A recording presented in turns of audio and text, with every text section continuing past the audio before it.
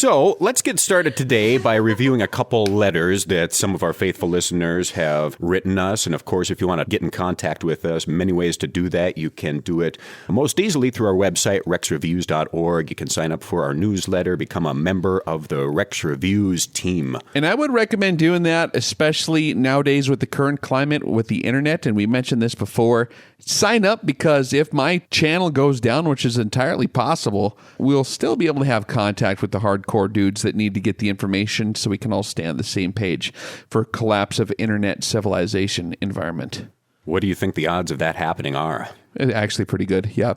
I don't know how many other gun channels on YouTube talk about this, but Google and YouTube are kind of pinching down on that. They're kind of circling at the moment, like, you know how coyotes come in on a wounded rabbit? They circle a few times first and they smell around. That's the phase they're in now. They haven't come in for the kill, but they're definitely doing stuff. And I don't want to get into details of stories on that, but yeah, it's totally possible. And I'm guessing it's a probability, if not going to happen for sure. So I do know they have some sort of new... Yeah, they have bots going around that search for certain terms, and they also are hiring people, kind of like they've been hiring people to have other, uprising type situations. They're harassing squads to go around, and if there's anyone who is any general category, firearms enthusiast being one of them, they either harass you off the internet or they flag it.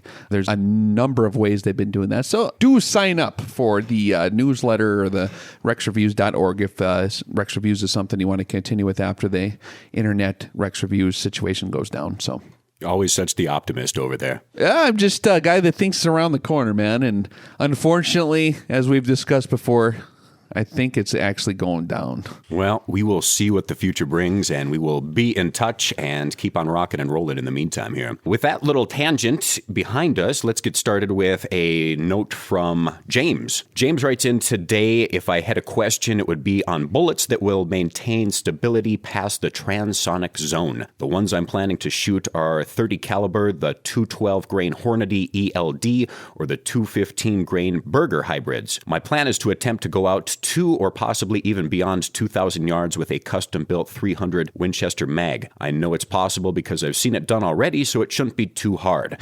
The question would be more or less... It'll be hard, that's for sure, but go ahead. Yep. The question is more or less, what are the prerequisites to transonic stability for bullets of any caliber? What makes some more or less stable through this transition in general? Well, we go into vast detail this on the Sniper 101 series, talking about bullet stability. So when you're talking about bullet stability, there's your classic stability that most folks are aware of, and that's quantified in terms of the Miller stability factor, which gives it an actual number. And part of the equation there is how long the bullet is. So the longer the bullet, the more spin you need to put on it to stabilize it gyroscopically. Now, when you're talking about dynamic bullet flight at extreme long ranges, there's other things that come into play, and that can be kind of qualified by dynamic stability, which takes into account a lot more of the infinite factors, particularly in cases of field artillery when you're firing at high angles to get out there at range. So you fire like at an upward angle, the bullet departs going up, and then it goes through its max orbit and it comes down into the target. If it's gyroscopically overstabilized, is the term, and this is naval guns and artillery primarily, the bullet will lose its dynamic stability because it will not want to maintain its tractability and follow the direction of flight, but rather the nose will stay point up and the base will stay point down at its same departure angle because it's on too rigid of a spin axis. So what happens is it comes belly down through the trajectory if it's overstabilized, quote unquote, okay? Now, however, when you're talking about small arms, it's a very, very subtle deal because you're not talking about shooting 30 miles. Okay. True story. So you're only shooting like maybe a mile. If you're radically shooting crazy far distances, it's like a mile, maybe a little bit more than that, right? So your angles are not nearly as extreme. So even though there is still considerations when you're talking about dynamic stability and coming through the transonic zone, they're way, way, way, way less than in field artillery applications. So it is a true thing in science that occurs. However, and I did talk about this in my Sniper 101 series, overstabilization and dynamic stability through the transonic zone. However, I did kind of get straightened out on that a little bit by a couple experts. And so I'd like to share that because I did put that in the commentaries too. Rex is always learning things. But there is certainly debate on the issue of how much the issue of dynamic stability really has to do with loss of accuracy be on the transonic zone? If you're coming down slightly, a tiny bit, belly down through the transonic zone, how much does it really throw you off? And according to some of the leading guys in the industry who observe projectiles using Doppler radar and stuff like that, they would almost say it's practically insignificant, which means that although scientifically you could account for it, it's not going to have any practical effect because there's other forces that act to stabilize the bullet through that zone on most conventional bullet designs, especially long-range bullet designs. So to make a long story short, I wouldn't get too worried about losing your dynamic stability through the transonic zone, even if you're shooting at 2,000 meters or a little more than that, because certain other issues such as wind drift are going to have ridiculously more effect on you missing your shot. And that's all stuff that's almost impossible to keep track of. So if anything makes you miss, it's going to be your wind drift. And a lot of that might have been misattributed to dynamic stability loss at Transonic just because it's so extremely far. There were a few people that popularized the idea. The person who holds the patents on balanced flight technology, the same guys who developed the Shitak rifles, they patented a rifle design, a bore design, and projectiles that would work in tandem to where it would maintain its dynamic stability through the transonic zone better, and that's how they claim they have more accuracy.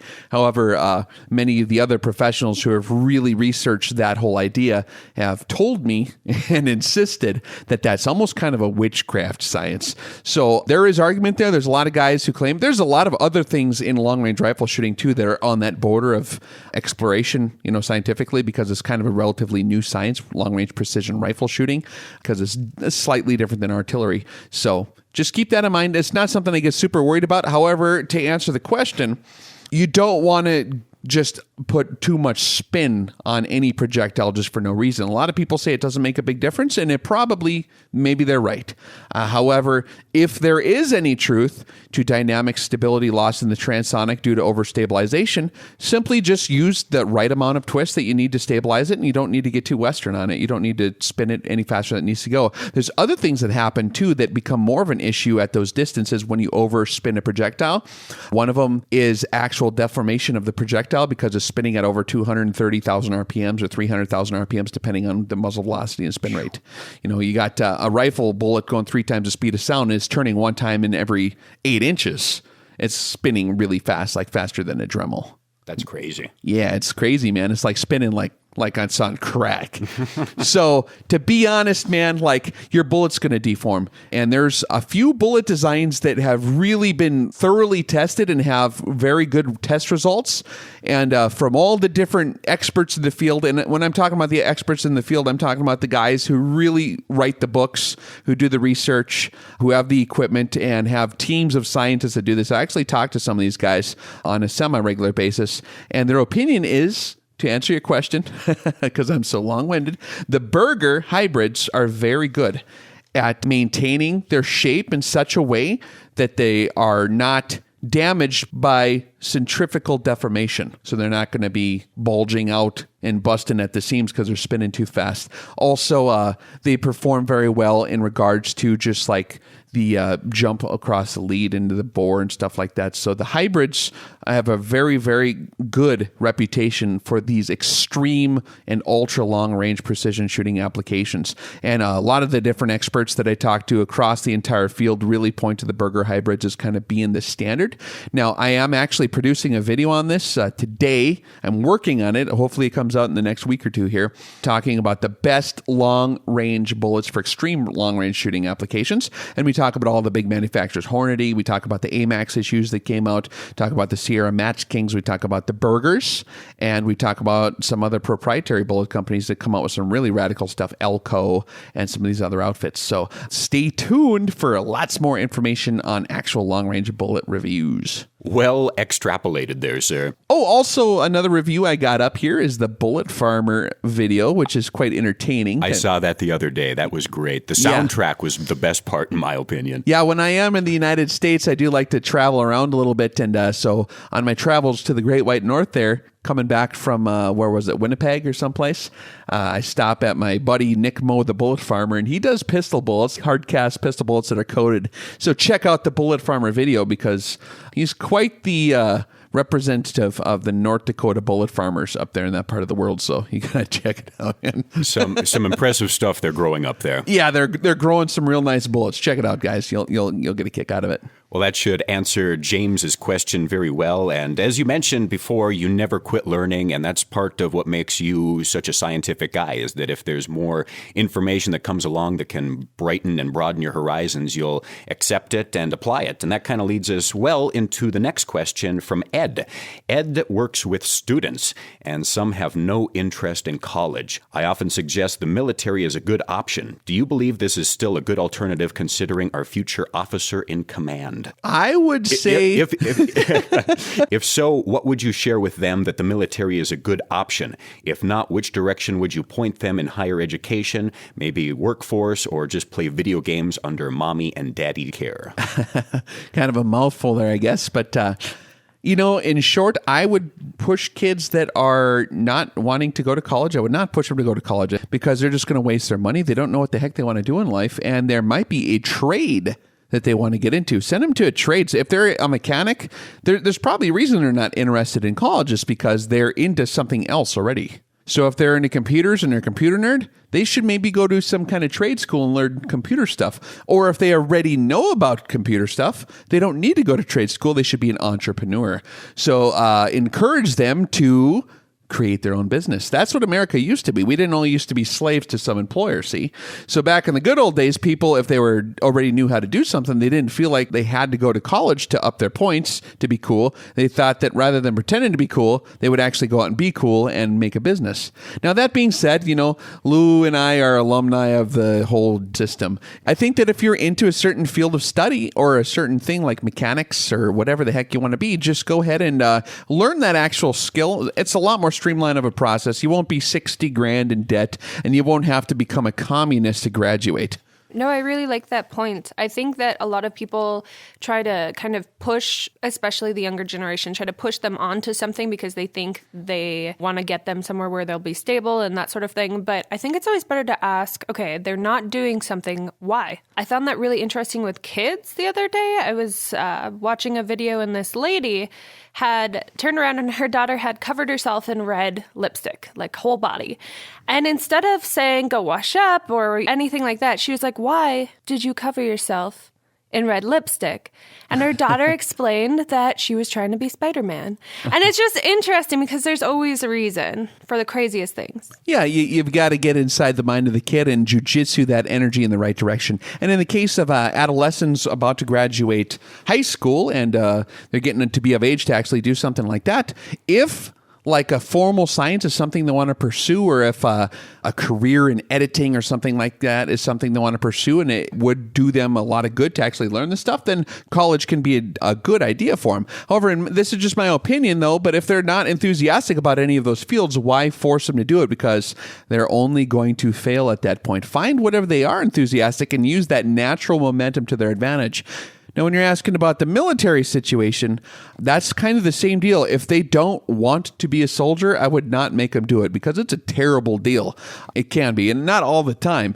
There's other things that they can do. If someone was kind of halfway thinking about doing the military, they should really talk to a bunch of people from all different ends, not just the recruiters, because they'll give you nice, pretty pictures of how beautiful it is, how they pay you. Dude, they're taking the bonuses and stuff back now. They're not really exactly up to holding their end of the bargain all the time, especially with the really slippery leadership we've had in the last however many decades or whatever it's been now. But I would strongly recommend if someone's not sure they want to do the military, they should not do that either. That's going to, because you turn over your entire butt to them. And the commander-in-chief, like you said, a Coast Guard, I think, is a pretty good option. That's a career field that could be more easily applied into civilian world if they want to do law enforcement or something like that, or even rescue operations. That's a noble field, I think, that's worth doing. If they want to be a soldier and they want to protect the United States, then they should absolutely do it. I think that's great, and that's patriotic, and they got to fulfill their destiny, man. So I would just kind of find whatever their actual passion is and figure out something how that is adaptable to whatever, something that they could actually do with it.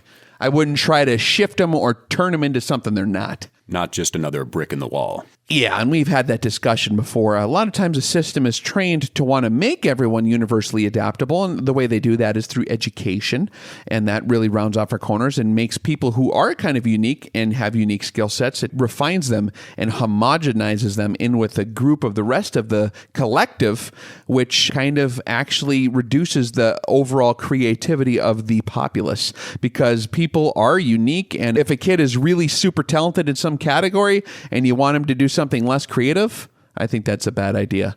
And a lot of kids who had incredible potential were destroyed by being reduced in their potential, by being shoved into college when they probably shouldn't have went, because it just killed their creativity. They were told that that is impossible, that they need to fit this particular template, whatever it may be, and then their whole soul was stamped out.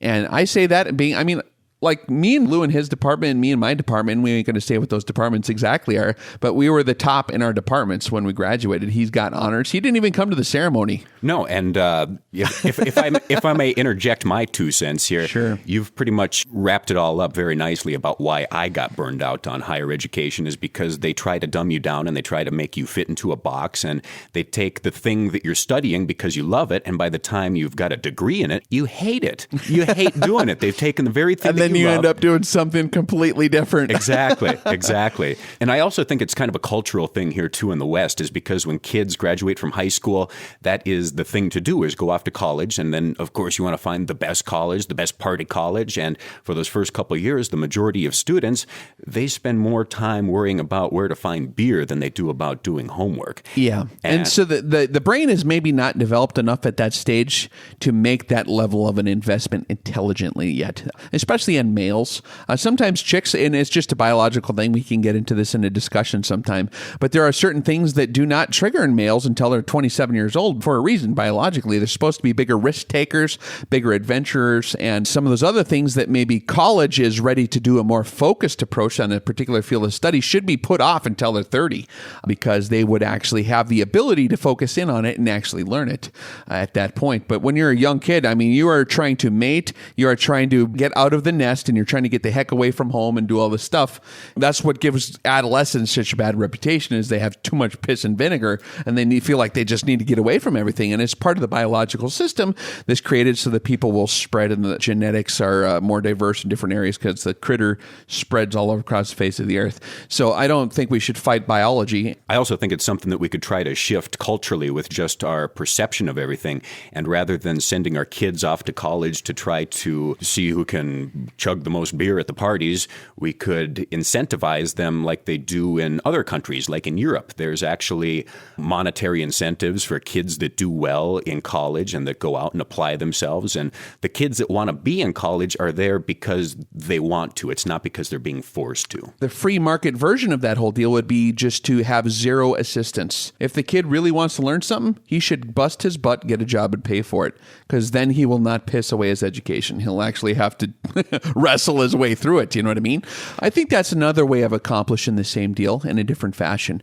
And when you're talking about education, there's only specific trades really that would require education. Like if you're writing, editing, formal sciences, maybe a teacher, something like that. But for the most part, we have a shortage of people in the trades. We need more diesel mechanics. We need more petroleum engineers. We need more chemical engineers, things like that. So if there's a trade that someone can get into, I would maybe encourage that. But the last thing you want to do, especially on a teenage boy, because I remember, is encourage them to do something that they should probably do, because then they're going to rebel because their biology is telling them to get out of the nest. So they're not going to listen to anybody. So you have to almost use reverse psychology on a kid. I would just say, hey, man, what are you doing? Oh, I'm wiring the stereo for my cool car. Awesome. Wow. And then maybe leave a pamphlet about like engineers, or like make your own stereo store, like a electronics like developer. There's people who build stereos. You know what I mean? Like maybe Japan should quit doing it for a while and we should make them again. Like, so if Americans were more into the trades, maybe we'd be better off. So to answer Ed's question, no, you should not play video games. In short. Exactly. And it was a good question, but it's quite a can of worms he opened there. Oh, absolutely. And thanks again for writing in, Ed.